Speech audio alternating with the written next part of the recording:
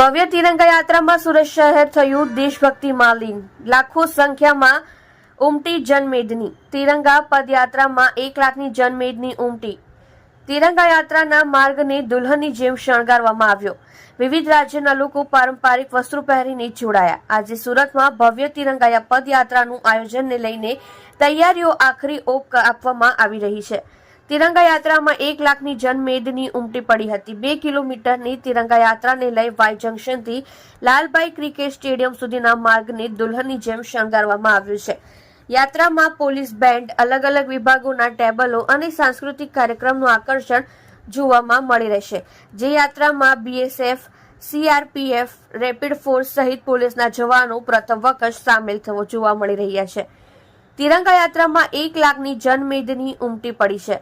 સુરતમાં આજે યોજાવા જઈ રહેલી ભવ્ય તિરંગા યાત્રામાં વિવિધ રાજ્યના લોકો પારંપરિક વસ્ત્રો પહેરીને જોડાવાના છે.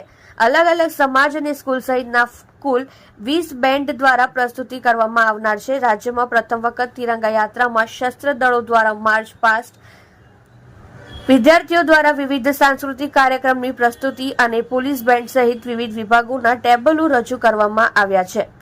સાંજે 6 વાગ્યાથી વાય જંકશન ખાતેથી યાત્રાની શરૂઆત થઈ હતી. યાત્રાને લઈ 19 ઠેકાણા ઉપર પાર્કિંગની વ્યવસ્થા કરવામાં આવી છે, જેમાં 6510 ટુ વ્હીલ, 1970 ફોર વ્હીલર અને 400 બસની કેપેસિટી રાખવામાં આવી છે. સાંજે 6 વાગ્યાથી વાય જંકશન ખાતેથી શરૂ થઈ યાત્રા. આ તિરંગા યાત્રામાં લાખોની સંખ્યામાં લોકો જોડાયા છે. કેન્દ્રીય મંત્રી અને પ્રદેશ પ્રમુખ CR પાટીલ સહિત ધારાસભ્યો અને સામાજિક આગેવાનો મોટી સંખ્યામાં જોડાશે. રાજ્ય ગૃહમંત્રી હર્ષ સંઘવીની આગેવાની હેઠળ તિરંગા પદયાત્રાનું આયોજન કરાયું છે. શહેર ભાજપ દ્વારા પણ બૂથ સ્તરથી આજે 5 લાખ તિરંગાઓનું વિતરણ કરવાની જાહેરાત કરવામાં આવી છે, જે દરેક બૂથ પરથી 150 તિરંગાનું વિતરણ કરાશે. તમે જોઈ રહ્યા છો KP ન્યૂઝ ચેનલ રફીક શેખની સાથે.